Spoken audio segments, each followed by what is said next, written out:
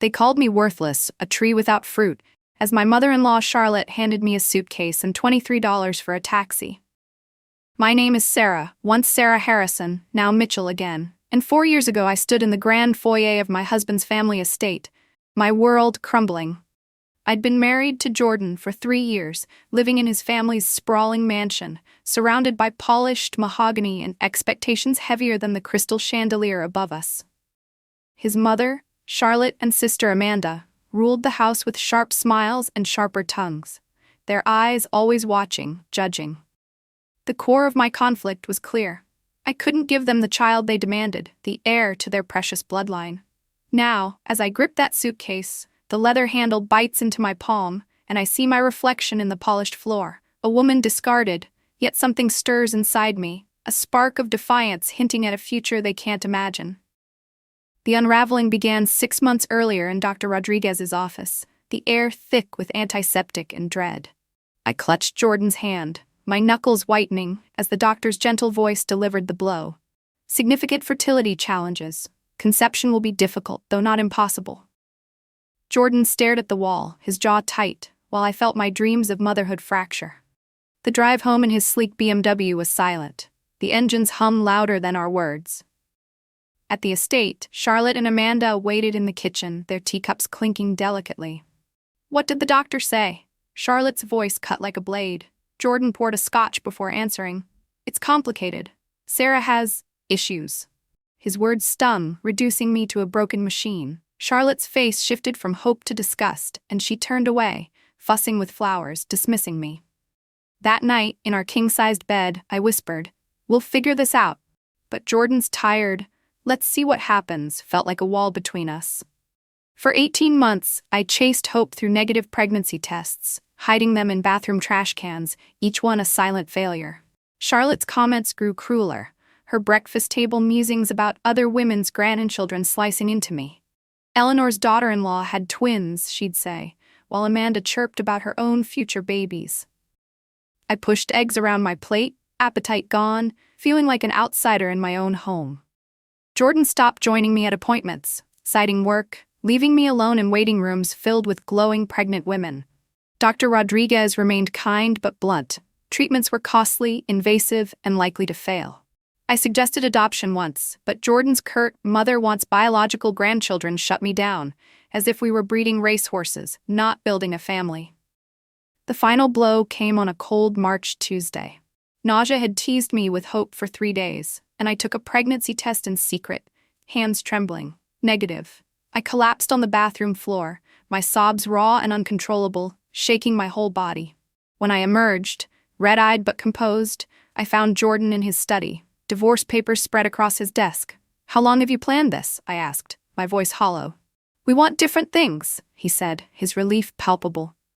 The prenup, highlighted in yellow, ensured I'd leave with nothing.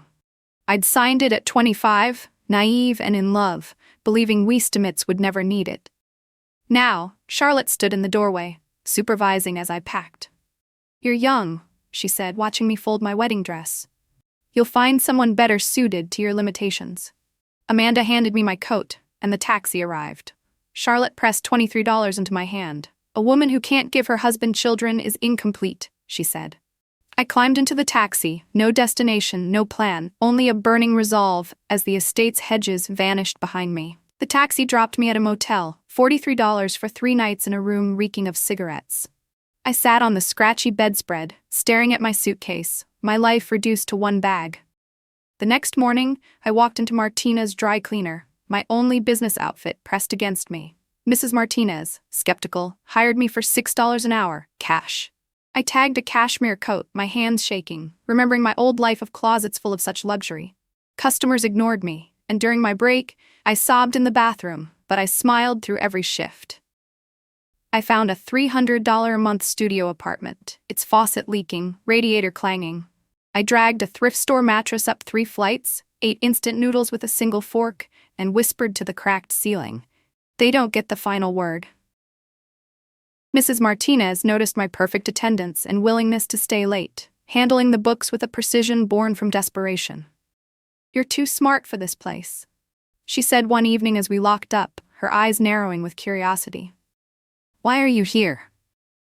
I couldn't bring myself to spill the truth about Jordan, the prenup, or being discarded like yesterday's news, so I simply replied, starting over.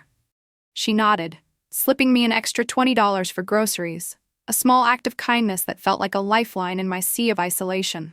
3 months dragged on like that, my days a blur of steam presses and customer complaints, my nights filled with whispers of revenge fantasies against Charlotte's smug face. But reality kept me grounded, rent was due, and my stomach growled more often than not. Then I spotted a help-wanted sign at Page Turner Books, a cozy shop with shelves groaning under dusty volumes. The owner, Helen, an elderly woman with wire-rimmed glasses and a soft voice, hired me for morning shifts after I demonstrated my alphabetizing speed.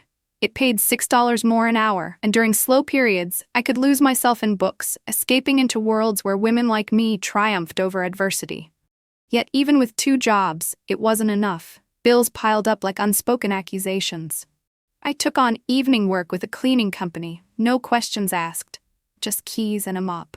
Until midnight, I'd scrub toilets in downtown offices, the fluorescent lights buzzing like my exhausted thoughts, then snatch a few hours of sleep before the bookstore opened. Weekends brought catering gigs through a temp agency, where I'd served champagne to crowds that mirrored Jordan's social circle, their laughter echoing my invisibility. One event, I overheard women griping about nanny costs, $800 a week, more than my monthly earnings combined. I bit my tongue, refilling their glasses, the irony twisting in my gut like a knife. The constant juggling nearly shattered me. I'd doze off standing in the bookstore, waking with book imprints on my cheek, and Helen began leaving energy bars and coffee on my counter, her silent compassion a balm for my frayed nerves. My body ached from the endless motion, feet swollen in worn shoes, but each paycheck was a victory, proof I could survive without the Harrisons' gilded cage. Still, loneliness crept in during quiet moments, memories of family dinners turning bitter in my mind. I started journaling in a cheap notebook from the thrift store, scribbling affirmations like, "This is temporary, and they underestimated you."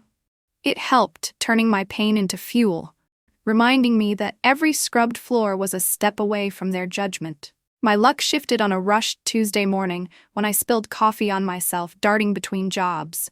Ducking into a corner deli to clean up, I bumped into a man at a back table, spreadsheets scattered around him. "Sarah? Sarah Mitchell?" His voice pulled me from my haze. It was Raj Patel, from my childhood neighborhood on Maple Street, his kind eyes and graying temples unchanged. He stood, smiling broadly. "What are the odds?" We chatted for 20 minutes. He'd built a logistics company from scratch after immigrating, remembering how I'd helped his mother after her fall when I was 16. When I vaguely mentioned being between opportunities, his face grew thoughtful. "I'm looking for an operations manager, someone detail-oriented, tough with people, quick on their feet, pays decent, room to grow." I nearly laughed at the absurdity. "Raj, I tag clothes and shelve books. I clean offices at night. Logistics? I know nothing." But he pressed a business card into my hand. "You know, hard work and starting over. Come Monday, let's see." That weekend, I dove into research, borrowing business books from Helen and cramming until my vision blurred. Supply chains, efficiency models, they were foreign, but I absorbed them like a sponge, determined not to squander this chance. Monday, in my sole professional outfit, I entered Patel Logistics, a modest office with 3 employees and organized chaos. Raj introduced me to Maria and David, handed me client files. Learn the accounts, spot improvements, ask questions. I threw myself in, desperate to prove my worth. Every report I crafted, every call I fielded, felt like reclaiming pieces of myself Charlotte had deemed useless. Maria and David eyed me warily at first, but when my tracking spreadsheet saved them hours weekly, they warmed, seeking my input. For the first time since the divorce, I felt valuable. Not just surviving, but contributing. 3 months later, Raj called me in. "You've boosted efficiency by 30%, he said, sliding an envelope over.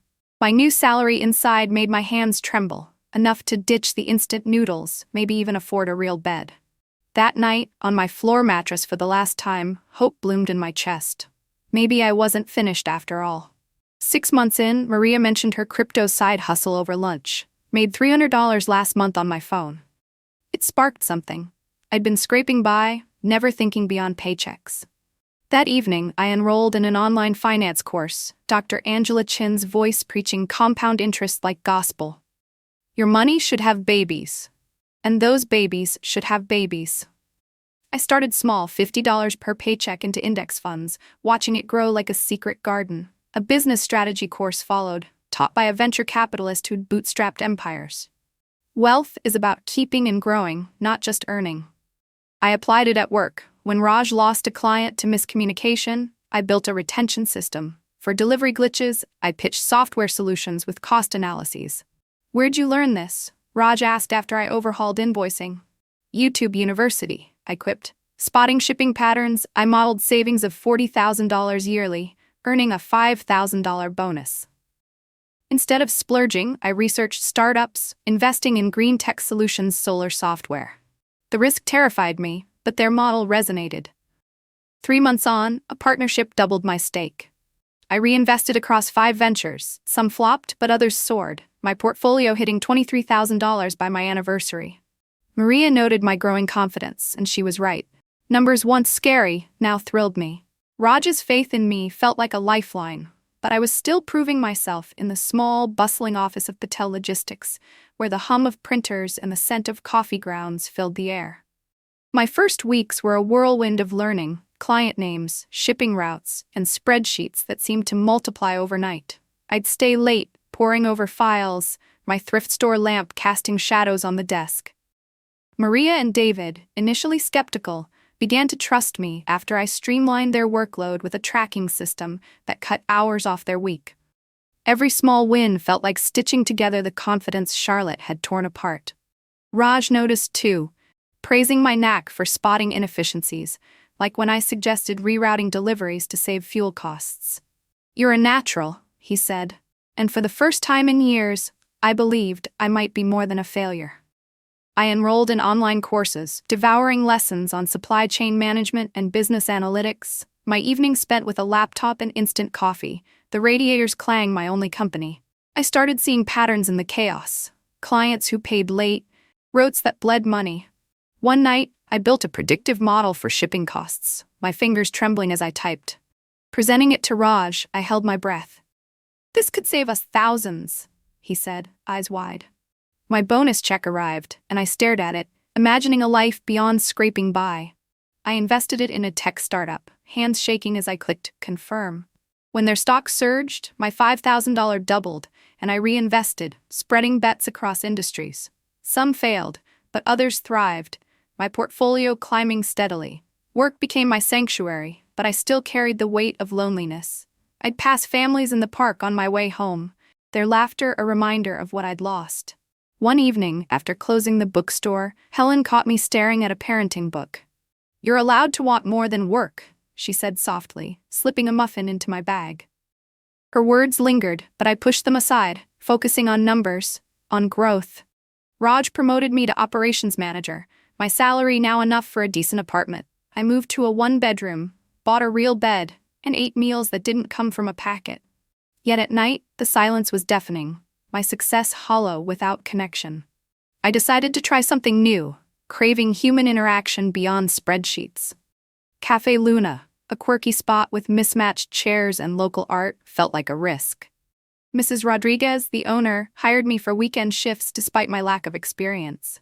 "You look like you've forgotten how to just be," she said, tying an apron around me. My first shifts were a disaster, spilled coffee, mixed up orders, an espresso machine that hated me. But the chaos was freeing, a break from the pressure of perfection. Customers smiled, some even tipped, and I felt seen, not invisible. One regular, Christian, sat at the corner table, reading novels over black coffee and a blueberry muffin. His kind eyes noticed details, my worn shoes, my tighter smile during rushes. When I botched his order, he'd grin. "No rush, Sarah." Our chats grew longer, starting with my name, then small talk about books or the weather. Christian, a social worker in his early 30s, had a way of listening that made me feel heard, not judged. One quiet morning, he said, "You seem sad sometimes, like you're carrying something heavy." I brushed it off, but his concern cracked something open. After shifts, we'd walk to the park, sitting on a bench, talking about anything but my past. He shared stories of growing up in foster care, finding family in unexpected places. I admitted I'd once dreamed of teaching kids to read. "What changed?" he asked. "Life," I said, the weight of that word hanging between us. One autumn evening, leaves crunching underfoot, I told him everything. Jordan's betrayal, Charlotte's cruelty, the prenup that left me with nothing. He listened without fixing or pitying, just holding space. "You're not broken," he said firmly. "You're extraordinary for surviving that." His words landed like a balm, easing the ache I'd carried since the divorce. Our connection deepened slowly, built on park benches and shared silences. I started to feel like Sarah again, not just the woman who'd been discarded. At work, I kept pushing, designing a client retention system that won Raj's praise and another raise. My portfolio grew to $50,000 and I joined an angel investor network, eyeing a biotech company working on fertility treatments. The irony wasn't lost on me, funding the science that might have saved my marriage. But this wasn't about Jordan anymore. It was about building. Claremont's voice was soft, but her words carried weight, and I nodded, feeling a shift inside me, a belief that I could be more than what I'd been told I was. The biotech investment simmered for 18 months, a quiet bet on innovation that mirrored my own reinvention. I monitored it obsessively, checking updates during lunch breaks at Patel Logistics, where my role had expanded to include vendor negotiations and team training. Raj often pulled me into strategy meetings, valuing my input on scaling operations, and I thrived on the responsibility. Each successful deal reinforcing that I was no longer the woman who'd been handed a suitcase and dismissed. My portfolio crossed $200,000 when the company matured, turning my $50,000 stake into a windfall that left me breathless. Wealth wasn't just accumulating, it was compounding, much like Dr. Chin had promised in her lectures. I reinvested wisely, diversifying into emerging tech and sustainable energy, always calculating risks with the precision I'd honed from those early spreadsheets. On a rainy Thursday, reviewing quarterly reports in my new apartment, furnished now with a proper couch and bookshelves, my phone pinged with a notification. The tech sector surge had pushed my investments over $500,000. I sat there, coffee growing cold, remembering the nights of hunger and the motel room's stale air. That woman felt distant, yet her struggles fueled this moment. To celebrate, I ventured to a downtown boutique I'd eyed for months, the window displays taunting with leather handbags I once couldn't afford. The saleswoman's initial skepticism melted when I selected a caramel-colored bag without flinching at the price. "Card," I said, handing it over, the transaction a quiet reclaiming of dignity. It wasn't extravagance. It was proof I could choose beauty on my terms, without begging or borrowing. My millionaire status arrived unceremoniously on another Tuesday morning, portfolio app glowing with 7 figures, $1,043,712, while I sipped coffee in a cafe near work. Heart pounding, I whispered, "You should never have let me go," closing the laptop with finality. That afternoon, I made my boldest move, investing $400,000 in a private aviation firm, gaining shares and jet usage rights. Signing the paperwork, I pictured Charlotte's disdainful face, Jordan's relieved expression. They'd seen me as barren ground, but now I owned pieces of the sky. The flight coordinator's call 2 weeks later sealed it. "Where to, Miss Mitchell?" "Anywhere," I replied, the freedom intoxicating yet strangely empty. Success had rebuilt my finances, but my evenings echoed with solitude, spreadsheets my only companions. I'd become adept at growth in markets, but stunted in relationships, avoiding vulnerability like a bad stock. Recognizing this, I kept the cafe job, finding solace in the simple rhythm of serving coffee and chatting with regulars. Christian's presence grew steadier, our park walks evolving into deeper confessions. He shared more about his foster care scars, how he'd learned to build family from fragments, and I opened up about my teaching dreams derailed by marriage.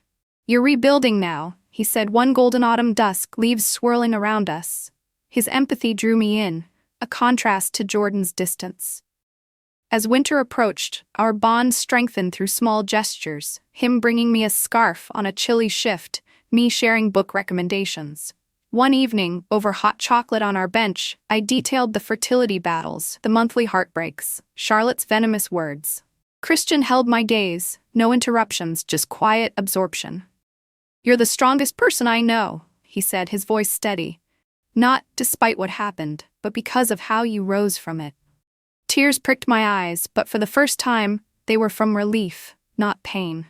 We started spending time beyond the park, cooking simple meals in his cozy apartment, where he'd teach me pasta making and I'd bake apple pie from my grandmother's recipe. These moments felt intimate, genuine, unburdened by expectations of heirs or bloodlines. At work, I channeled this newfound balance into innovation, proposing a digital platform for real-time logistics tracking that Raj greenlit, boosting our client base by 20%. My investments continued to flourish, crossing $1.5 million as I spotted trends in AI startups, always researching thoroughly to mitigate risks. Yet, with Christian, I learned to let go, to trust without prenups or guarantees. 8 months after our first real talk, he proposed by the park fountain, ring simple and thoughtful. "We're better together," he said. I said yes before he finished, our laughter echoing in the twilight. We married at the courthouse 6 months later, Mrs. Rodriguez as witness, her tears matching our joy. Dinner at Café Luna followed, the space closed just for us, her homemade feast a symbol of chosen family. No prenup this time, we were all in. 14 months into marriage, nausea struck while I reviewed reports, sending me rushing to the bathroom. The pregnancy test's 2 lines stared back, a miracle after years of negatives. Handing it to Christian that evening, his face lit with joy, we cried together, gratitude overwhelming us. Thomas arrived 9 months later, perfect and healthy, his cries filling the hospital room as Christian wept beside me. Holding him, I thought of Charlotte's tree without fruit, her words now powerless dust. Motherhood wasn't validation, it was a gift, completing a circle I'd forged myself. Across the city, I imagined her choking on tea if she knew, but my happiness eclipsed any spite. Thomas's first steps at 18 months brought pure delight, his wobbly gait around our living room a daily wonder. Christian and I balanced parenthood with work, my consulting side gigs growing as I advised women on business strategies, drawing from my journey. Then came Amanda's email, an invitation to the Women's Leadership Gala at the Harrison Estate, her as chair. Unaware, Mitchell was me. My heart raced. My firm, Mitchell Strategic Consulting, featured in Business Weekly for 7-figure impacts on female-led ventures. But before Amanda's invitation landed in my inbox, shaking the foundations of my carefully rebuilt life, I had already discovered that financial success, while empowering, couldn't fill the void of human connection. I was a millionaire in assets, but bankrupt in relationships. 3 years into my wealth-building journey, my days were consumed by portfolio reviews and business deals, but evenings stretched empty, the silence in my apartment a stark reminder that I'd mastered markets, but forgotten how to open my heart. It was this realization that prompted me to step back from relentless consulting and seek something simpler, a way to reconnect with people beyond boardrooms and balance sheets. Café Luna called to me like a beacon, its warm lights and aroma of fresh-baked muffins drawing me in during a rare free afternoon. I applied on a whim, admitting to Mrs. Rodriguez my total lack of restaurant experience, but she saw through to my need. "This place will remind you how to breathe," she said, her eyes twinkling as she handed me an apron. My weekend shift started chaotically, the rush of orders overwhelming, coffee splattering my shoes as I fumbled with trays. Yet there was freedom in the mess. No high-stakes investments, just serving smiles with scones. Customers became familiar faces, their small talk a tonic for my isolation. That's when Christian caught my eye, always at the corner table, his presence steady amid the bustle. In his early 30s, with gentle hands turning book pages and eyes that truly saw people, he ordered the same, black coffee, blueberry muffin, every Saturday. He noticed things others missed, how I favored my left foot after long stands, or how my laugh softened when a child ordered hot chocolate. When I'd mix up his muffin with a scone, he'd chuckle, "Take your time, the world's not ending." His patience was a novelty, a far cry from Jordan's impatience or Charlotte's criticisms. The third Saturday, as I refilled his cup, he asked, "Sarah, right? Thanks for the coffee, and for brightening mornings, even when it looks like you've run a marathon." My cheeks warmed. It had been ages since someone acknowledged my effort without expecting returns. Conversations bloomed from there, snippets at first. Favorite books, the cafe's quirky art, then lengthening as the morning crowd thinned. Christian worked at a children's center, helping kids through family crises, his stories laced with compassion born from his own foster care upbringing. "Family isn't always blood," he'd say, his voice carrying quiet wisdom. I shared bits of myself cautiously, mentioning my love for reading during slow bookstore shifts, how it had been my escape. He listened without prying, making me feel safe, valued for who I was now, not what I'd lost. After shifts, he'd wait, suggesting walks to the park across the street where we'd sit on a weathered bench, the sun filtering through leaves. Talks turned personal, his dreams of stability after chaotic childhoods, my faded aspiration to teach. "What held you back?" he asked one crisp afternoon. I hesitated, then admitted fragments: marriage, expectations, failure. He didn't push, just nodded, sharing how he'd built his life from fragments too. As weeks passed, trust grew like vines, our walks extending into evenings. One day, rain pattering on the cafe windows, he said, "You carry sadness like a shadow, Sarah. If you ever want to share it, I'm here." Something cracked open. That evening, under the park's golden autumn canopy, I poured out the story. Fertility heartbreaks, Jordan's abandonment, Charlotte's cutting words, the prenup's cold finality. My voice broke recounting the suitcase, the motel, but Christian held space. No judgments, no quick fixes. When I finished, tears streaking my face, he took my hand. "I'm sorry you endured that. But listen, you're not incomplete or worthless. You've rebuilt from ashes. That's strength most never find." His admiration shone, not pity, and for the first time, I saw myself through kinder eyes. Our relationship unfolded gently, no rush, built on authenticity. We'd cook in his modest apartment, flour dusting counters as he taught pasta rolling, me sharing pie baking secrets. These rituals felt sacred, more intimate than any grand gesture from my past. Laughter returned, easing the tension I'd carried like armor. At work, this balance sharpened my focus. I closed a major investment in AI health tech, my portfolio swelling, but now success felt shared, even if unspoken. Christian never cared about my wealth. He was drawn to my spirit, my resilience.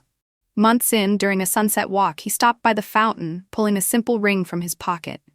"I love who we are together," he said, voice steady. "Marry me?"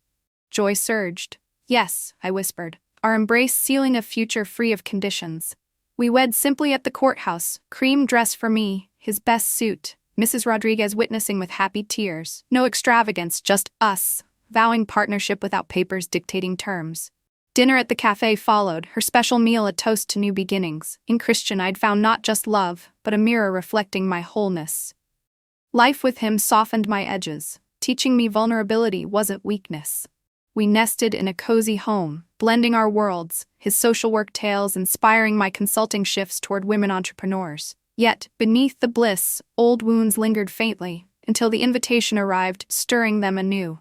But with Christian by my side, I faced it not as a victim, but as a woman healed and ready.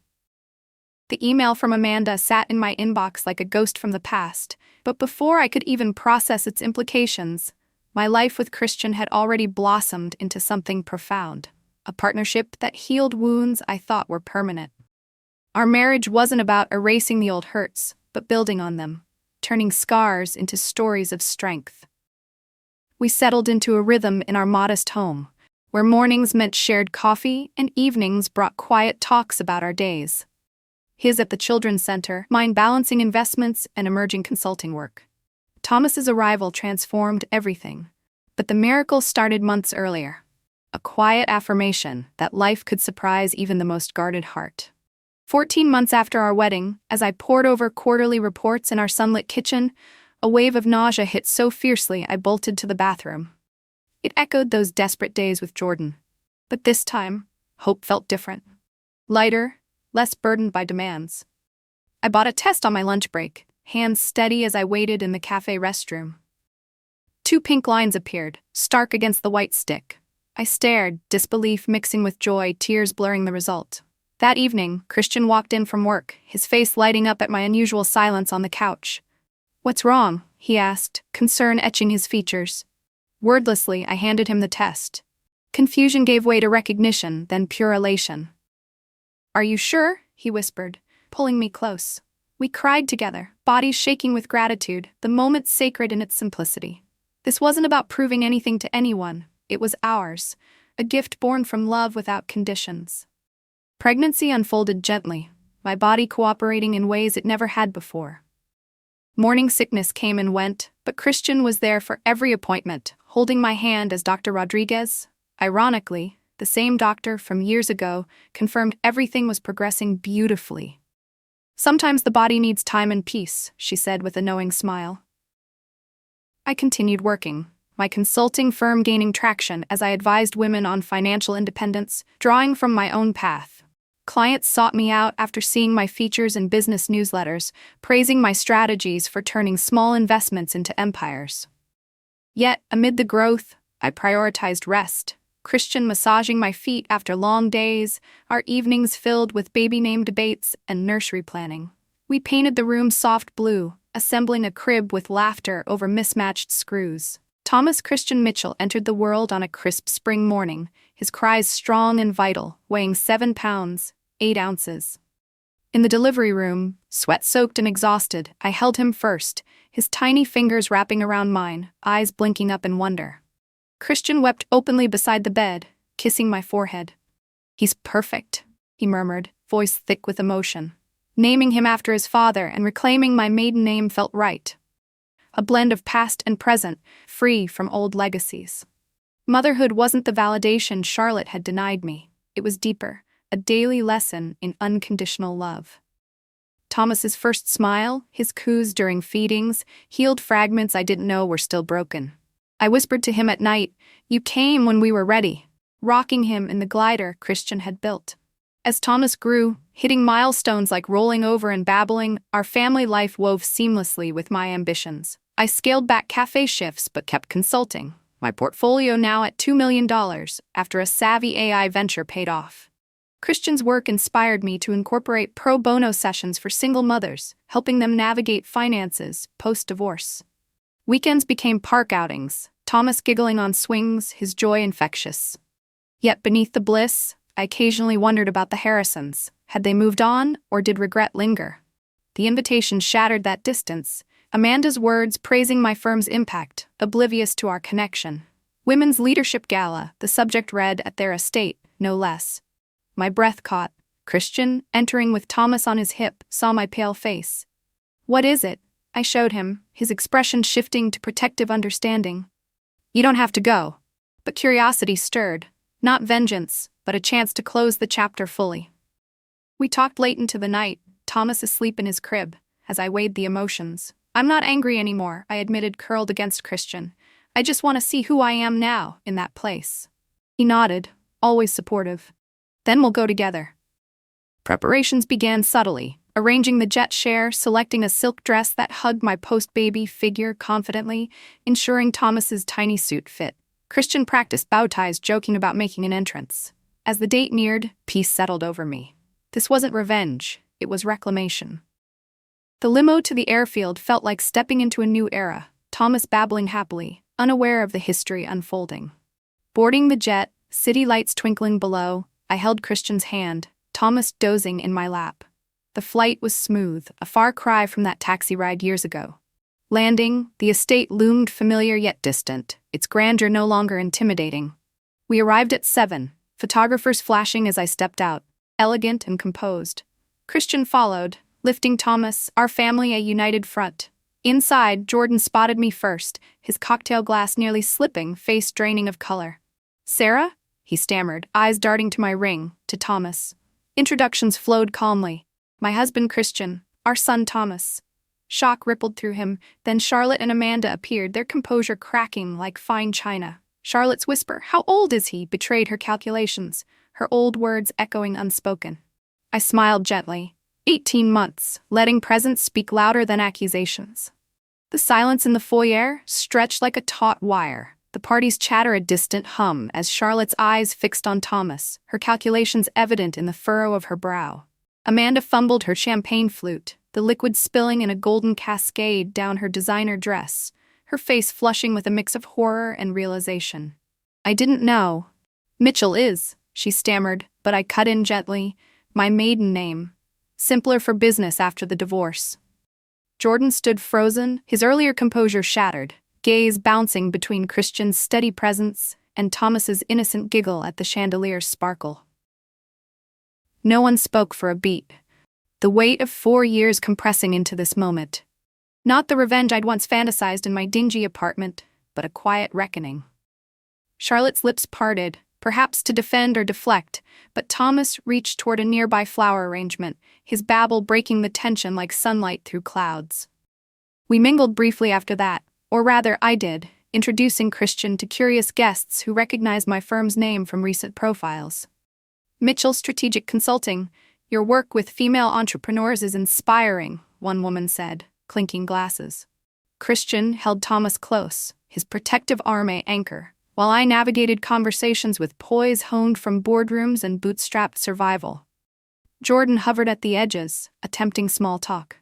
You look well, he said awkwardly, eyes on Thomas. Life's been kind, I replied evenly, no bitterness lacing my words. Inside, though, memories flickered. The divorce papers' cold print, Charlotte's $23 handout, the taxi's rearview mirror reflecting my tear-streaked face. Yet here I was, not broken but blooming, my family, the living testament to their misjudgment. Amanda approached later, dress dabbed dry, her apology stumbling. I had no idea it was you. The invitation was based on your company's feature. I smiled. It's fine. This event supports a good cause. Her relief was palpable, but beneath it, envy flickered.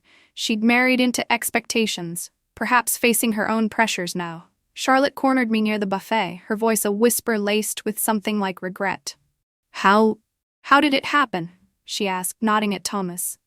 The child. I met her gaze steadily. Love, time, and letting go of what others think I should be. Her face crumpled slightly, the lines deeper than I remembered, as if years of holding grudges had etched them permanently. She didn't respond, turning away to fuss with a napkin, her pride a crumbling facade. We stayed 2 hours, long enough to network. Handing business cards to potential foundation partners, discussing women's empowerment with gala attendees, short enough to avoid deeper drama. Thomas yawned against Christian's shoulder, signaling our exit. As we walked the stone steps, the same ones I'd once ascended as a hopeful bride, now descending as myself, closure washed over me like a gentle wave. The limo idled, city lights beckoning beyond the hedges. In the quiet ride to the airport, Christian squeezed my hand. You were magnificent, he murmured, Thomas asleep in his lap. I leaned back, processing the evening's surreal quality, not triumph in their downfall, but peace in my ascent. Boarding the jet, the hum of engines lulling Thomas deeper into dreams, I reflected on the path that led here. From instant noodles on a floor mattress to this, private flights, a loving family, a purpose-driven career. Back home, the next morning, I deleted Jordan's number, unfollowed Amanda and Charlotte on social media, not from spite but completion. Their lives no longer held power over mine. Curiosity had faded into indifference. Christian found me in the kitchen, scrambling eggs while Thomas tossed Cheerios from his high chair. Lighter today, he observed. Like I dropped a heavy load, I said, kissing his cheek. That freedom sparked my most meaningful venture yet. Reading an article on rising divorce rates and women's financial ruin post-separation, inspiration struck. What if we start a foundation? I proposed to Christian during an evening walk, neighborhood lights glowing softly, to help women rebuild like I did. He stopped, eyes alight. Tell me more. We brainstormed late, outlining support for those left with nothing: financial education, mentorship, emotional resources. Within 6 months, the Phoenix Foundation launched, named for Rising from Ashes, our mission clear and urgent. Our first client, Maria, a 38-year-old teacher abandoned for a younger woman, arrived with $47 and 2 kids, tears flowing. I don't know resumes anymore, she confessed. Echoing my own despair, I said, start where you are, we'll guide the steps. She completed our programs, landed a job, and began saving, her confidence blooming like mine had. Thomas toddled through the offices, his laughter a mascot for hope, staff becoming aunties and uncles in this extended family. By his 2nd birthday, we'd aided over 200 women, each story a ripple of healing. At his party, backyard filled with neighborhood kids and foundation graduates' children, Christian grilled burgers, chatting potty training woes with other dads. This was true wealth, community, laughter, belonging. Not bank balances, though those enabled it. Evening found us on the porch swing, tea in hand, leftover cake shared. Regrets? Christian asked. I pondered. The pain, humiliation, noodle nights. None, I replied. It led here, to us, the foundation, this life. Breaking down showed my strength. He squeezed my hand. You turned pain into purpose. In that silence, Charlotte's old taunts dissolved. I was whole, fruitful in ways she'd never understand. Sitting on that porch swing with Christian, the evening air soft and laced with the scent of blooming jasmine from our garden, I realized how far I'd come. Not just in miles from the Harrison estate, but in the quiet evolution of my soul. The gala had been the final thread unraveling from my past, leaving me untethered and free. In the weeks that followed, the Phoenix Foundation became my anchor, channeling the energy of closure into action. We expanded programs, hiring mentors who'd walked similar paths, creating workshops on budgeting, resume building, and emotional resilience. One evening, reviewing scholarship applications, a name stopped me cold. Jennifer Harrison, Jordan's cousin, recently divorced with twin daughters, using her maiden name. Her story mirrored mine: sacrificed career, empty bank account, shattered confidence. Christian leaned over my shoulder. What now? I paused only briefly. We help her. Pain doesn't discriminate by family ties. Jennifer never learned my connection, thriving in our program, securing a nursing job, and stability for her girls. It felt like full-circle grace, extending the hand I'd once needed. Thomas turned 4 amid this growth, his birthday party a vibrant chaos of backyard games, laughter echoing from children of foundation graduates mingling with neighborhood kids. Christian manned the grill, his easy banter with other parents a reminder of the normalcy we'd built. As balloons bobbed in the breeze and cake crumbs dotted the grass, I watched Thomas chase bubbles, his joy unshadowed by my history. This was fulfillment, messy, real, rooted in love and purpose, not the sterile perfection of the Harrisons' world. Evening wrapped us in quiet, Thomas asleep with his new toy truck clutched tight. Christian and I lingered outside, stars peeking through the canopy. You've created something beautiful, he said, his hand warm in mine. I nodded, thinking of the women we'd empowered, the cycles we'd broken. The foundation flourished, partnerships with attorneys funneling clients our way, our network a web of support where graduates mentored newcomers. Maria, our first success, now led workshops, her story inspiring others as mine had hers. Thomas grew amid this, his first words including help from overhearing sessions, his presence a living emblem of possibility. One afternoon, a client shared her breakthrough, a job offer after months of rejections, and I felt the echo of my own at Patel Logistics, that spark of hope reignited in another.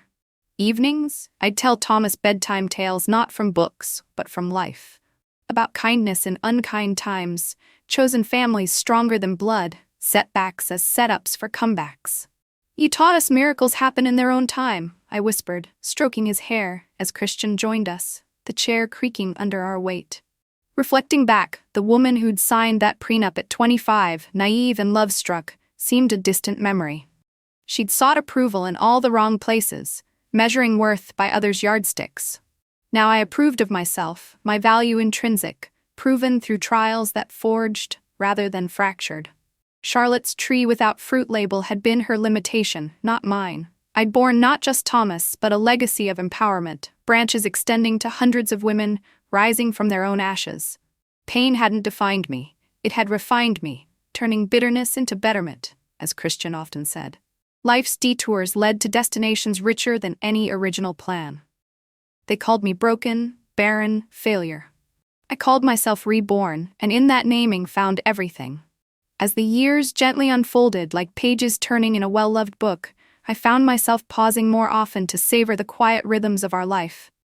Thomas grew taller, his questions about the world sparking endless conversations around the dinner table, where Christian's patient explanations blended with my stories of perseverance.